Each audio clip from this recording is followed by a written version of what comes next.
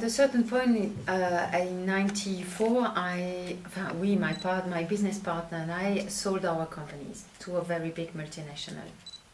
They made nothing out of it, unfortunately. After 9 months, they had to fire all our employees because they really had very bad management. So that was great. That was really a very, very big failure for us. But at that time, I was in Italy, in the south of Italy, because I got married there. I had already my first child, and I built something from scratch once more. I had a company of consultancy, especially of training also, dedicated to European public affairs, because I had that knowledge, of course. And then I became also the the vice director of the City of Sciences in Naples. So I established myself there, and it was very, very difficult as a woman and as a mother, because my origin are from the northeast of Italy, not from the south.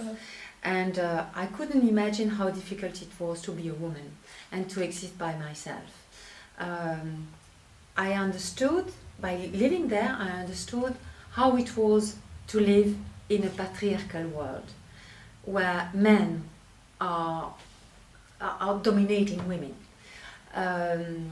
And you don't change that in 10, 20, 30 or even 50 years, because it's really a millennial culture that we have.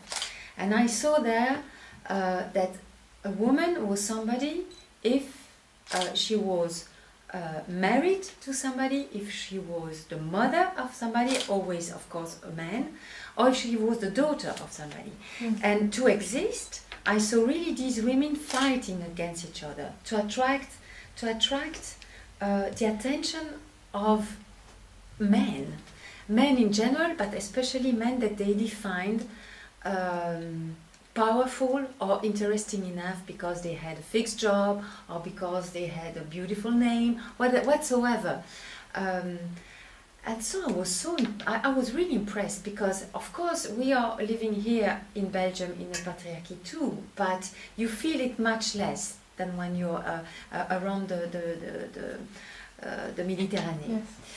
And so it was difficult to exist. I did it, of course, because I'm plenty of energy and I know how to fight. But at a certain point, I had to leave that kind of environment because I had to face the reality of the fact that I couldn't offer to my children the level that I had during my childhood, the level of culture, of multicultural interest, but also of individual respect and development. So I said, no, I can live here because I'm strong enough to face this reality, but I didn't do what I did until now to offer less to my children that I got in my childhood. So I told my husband that I would leave to Brussels, so back to Brussels after 7 years, even if I was successful there and so on, but really it was mainly because of my children. And I established myself once more in Brussels, and I had to begin for the third time everything from scratch. I was at that time, because of course my husband didn't want to, unfortunately didn't want to follow me, and so I was a single mother. That was quite difficult because my children were very, very, very, very young, and so what I did is that I organized the European Business Summit. The European Business Summit is something like the Davos, but for Europeans. Yes. With European institutions and so on. I've done that for 3 editions, and I also developed for several things, but one important thing, which is the concept of the Brussels Job Days for the Brussels Chamber of Commerce. And in 5 years, I succeeded in putting more than 5,000 persons on job. So it was really a big success. I did it also with the European Commission, the European Job Day in the Berlaymont. I was the only one from the external world to have access to the Berlaymont to organize an event. It is unfortunately last year, so in 2013, it was the first year that they didn't want to organize it, which is crazy because you never had such a high unemployment rate, and they decided not to do it anymore. So, voilà, ununderstandable. But anyway, we have to accept things that you can't change. So with difficulty, but I had to face the reality. And you know, with my experience in the south of Italy as a woman, when I came back here, I said that I had to do something for other women, because how can a woman like me, that I had capital because I sold my companies, I was nominated the Woman of the Year, I made the cover of the biggest economic magazine, Trends.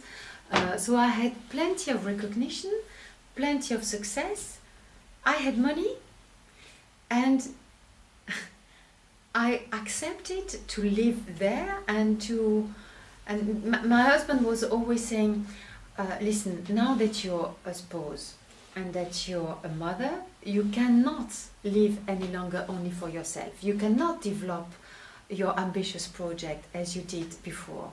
No, it is completely changed, and you cannot be a good mother if you work the all day long.